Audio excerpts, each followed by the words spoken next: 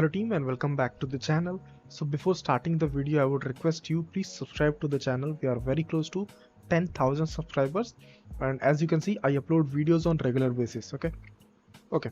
Now coming to today's topic. So today we are gonna learn about one of the very interesting topic that you should definitely learn, is known as code space. Okay.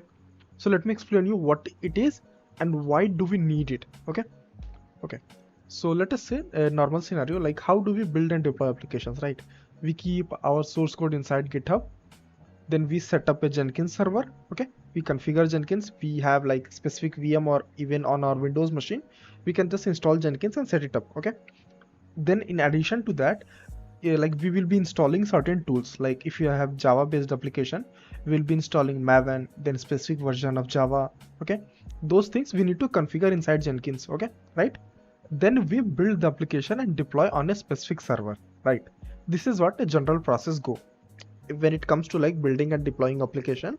This is what a general process go. In addition, we'll be having other stages like compilation, test, SonarQube analysis. Okay, OS dependency check. So we are keeping that stages aside for now.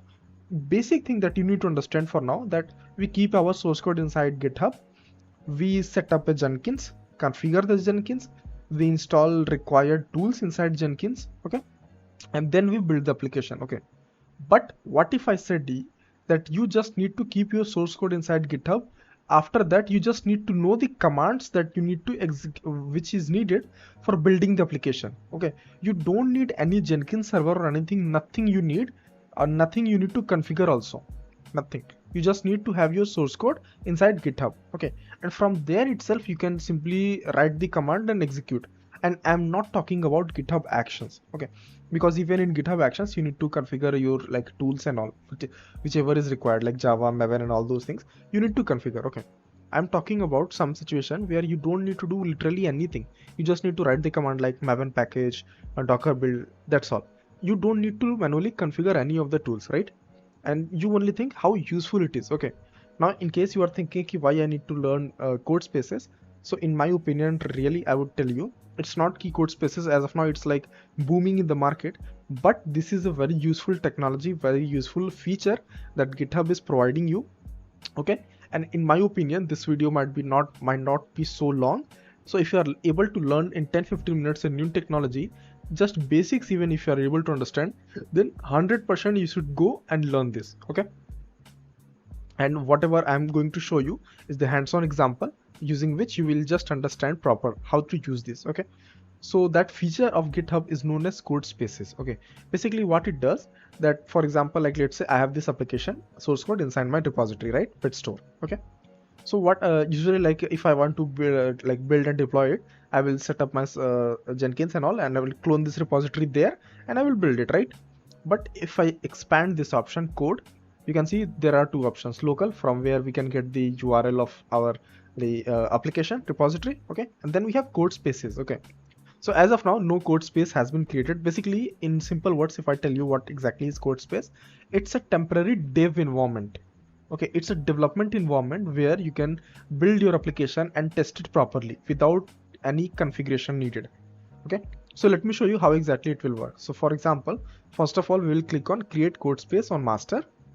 It will open it in a new page. Okay, and there it will start setting up your code space. Okay, and as you can see, I have only done one thing, is just click a button, right? Nothing else I did. Correct? Even in GitHub Actions we need to write the pipeline for building the application, right? But here you can see not a single thing I have done. And in this format, you might be able to see, this is the symbol of Visual Studio. Okay, so this whole format, it is of Visual Studio. Okay, so it's still loading. There will be a proper terminal open, and let me show you how I will build this application without putting any kind of effort. Very easily I will be able to build. Okay, now you can say this is my code space. Okay, this is my URL and this is my code space by default. Okay, now to build the application, first thing that I will be doing is running the command maven package. Okay, let me 1 second. Okay, something it is loading as of now, so let's wait for it. Once it, yeah, so it's completed. Now we can run our command maven package. Okay, and you will see it will start to build our application. And you see I did not even install Maven. I did not even define Maven. I did not even mention Java anywhere, right? Automatically it is able to start building, because the code spaces, they are like those, they are the environments which is already configured with everything required. Okay, and if something is not available, they will just check out from the source code which version or which is suitable for this application to be built. Okay, and you can see it is building. Okay, and whole thing, even I will deploy the application right now and you will see, okay, we are able to access the application. Okay, so let's wait for it to complete this packaging part. Once it completes, then we'll be having the Docker file. Docker file is already present somewhere, yeah, here. So we will build the Docker file. Then the Docker image that we have built, we will use that Docker image to create the container, and inside the container, our application will be running. Okay. Okay, team. So it took little bit of time, total 4 minutes 42 seconds it took. Okay, but I guess since it's a big project, so it took time. Okay, next what I'm going to do is build the Docker image, because we already built the application. We have the target folder created. If I on the left side, if I expand, you can see we should be having the jar file somewhere. Maven package, yeah, jpetstore.war. Okay, we have the war file ready. Now what I want to do is simply run the command to build Docker image. So I can run the command docker build -t. Name I want to put as pet shop, and tag I want to provide as 1.0. Okay, and a dot means Docker file is in current location or root directory, so that means dot. Okay, click enter, and you see, I have not even installed Docker, but still I'm able to build the Docker image directly from here. So you can understand how cool this is, how easily we are able to build our application, right? Okay, so let's wait for it.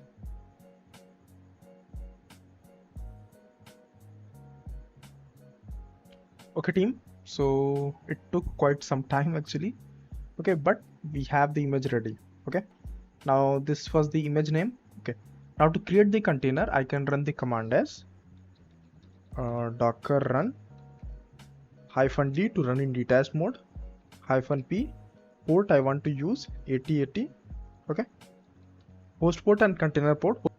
Okay, and now we need to provide the image name. So image name we have pet shop, and tag is 1.0, right? Yeah, and let me just match it one time. Okay, so it seems correct. We will press enter and let's see what happens. Okay, so the container is created, and automatically there is this dialog box popped up. Okay, your application is running on port in so and so. Okay, so you can just click on open in browser, and okay, now what you need to notice is the URL. Okay, now here you are seeing it is not able to access, so what we will do, put a /jpetstore.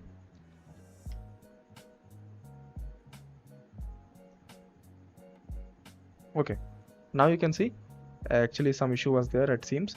So this is the pattern we need to use in the URL. Okay, now if I click on enter the store, we can see application is running, and you can click on sign in, or you can simply click on fish to buy whatever fish you want.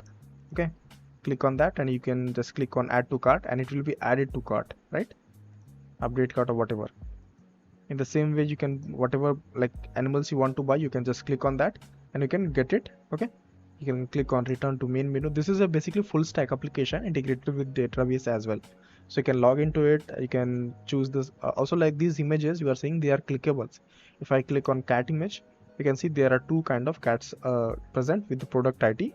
If I click on it, okay, then price also visible. You can click on add, and so okay, in this way you can work with this application. Okay, now the best part that I wanted to tell you is, you just saw how easily we are able to build and deploy application.